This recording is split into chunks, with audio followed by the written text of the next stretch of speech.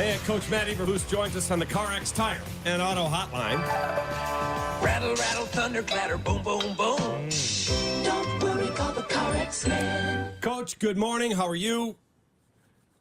I'm doing well. All right, as we look at yesterday's game, a really rough day for you guys down in Tampa. Injuries, we'll talk about that in a minute.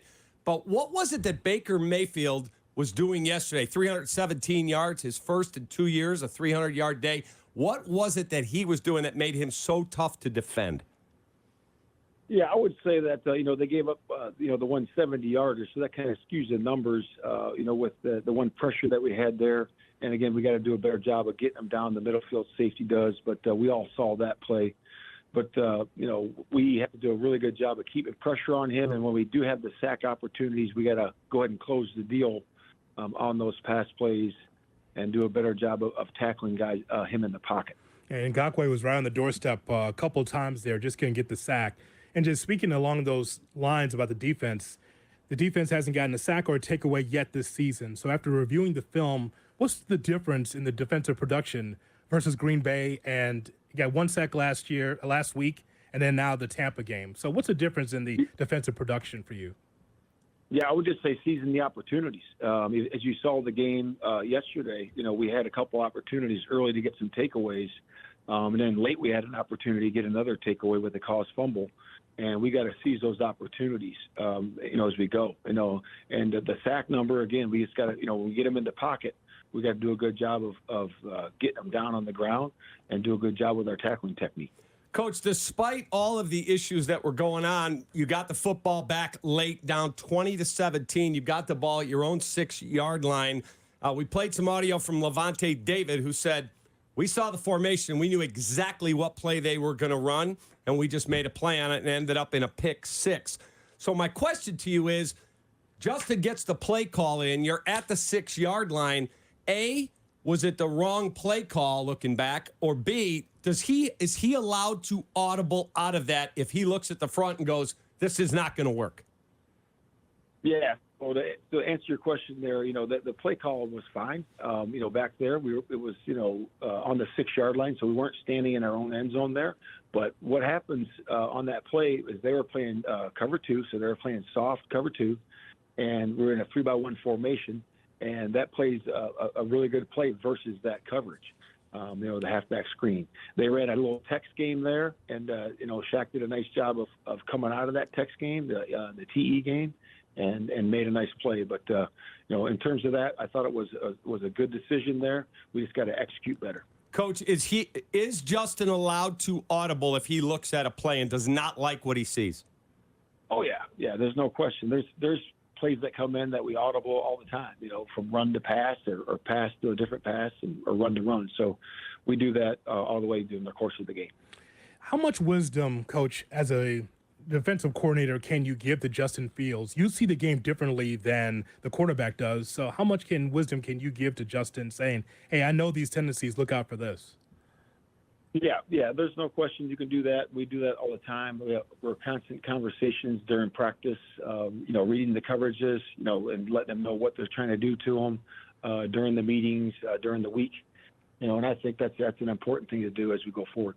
Coach, early in the game, I watched that drive. Justin's hitting DJ Moore, and boy, it looked good. Let it rip. Let's go. And you guys take it down. You score. You've got a 7-3 lead, and I'm feeling really good sitting there watching the game.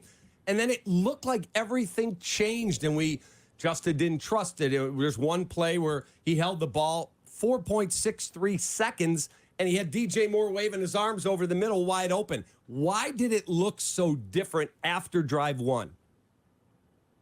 Yeah, I would just say that's what we're searching for, right? We're searching for the consistency. We're searching for, the continuity. We're searching for all those things, on our football team and on our offense. I think that's what we're looking for.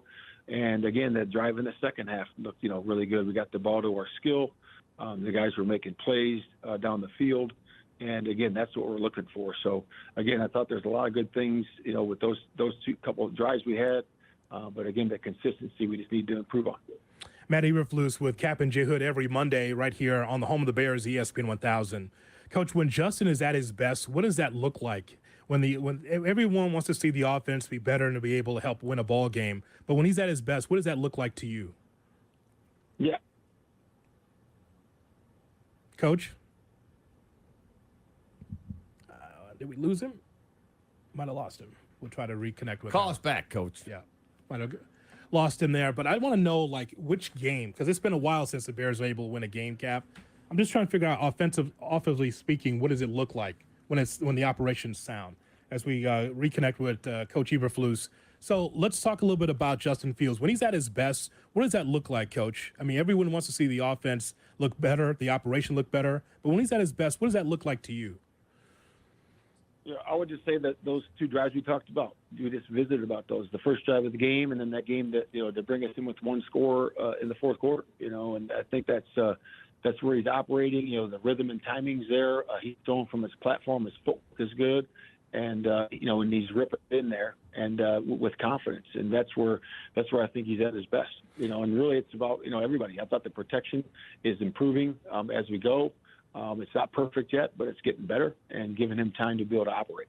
Justin said yesterday in his press conference that the team has a long way to go to get to where it needs to be. How close are the Bears from turning those losses into wins?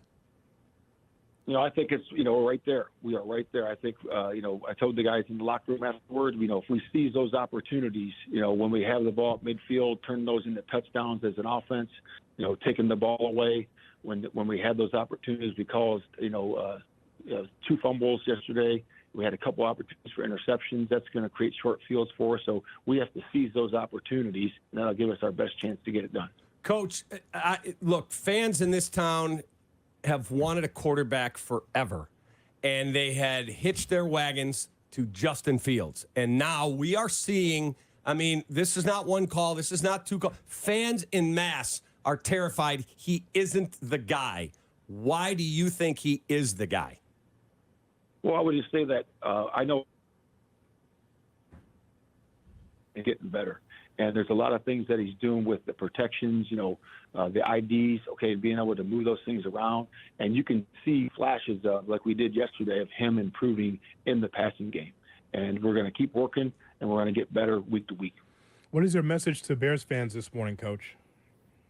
I would say that, have the belief, have our Bears players' backs, and making sure that we understand that we are working our tail off to get this thing done, and it's going to work, and we're going to do a good job of executing. And I thought the improvement,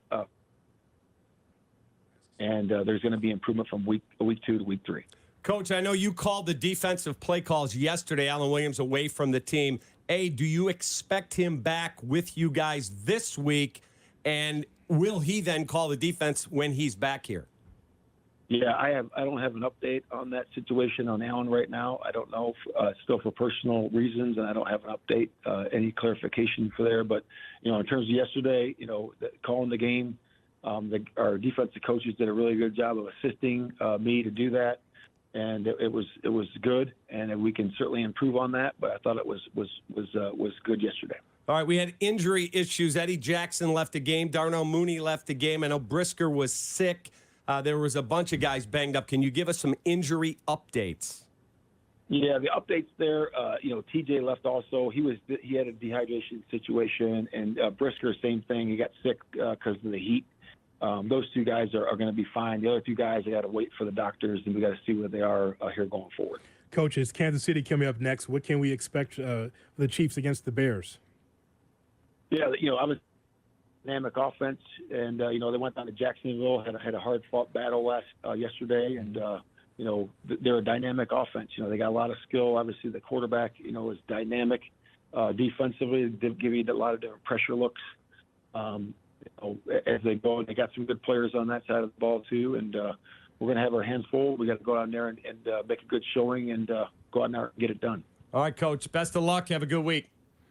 Okay, thank you.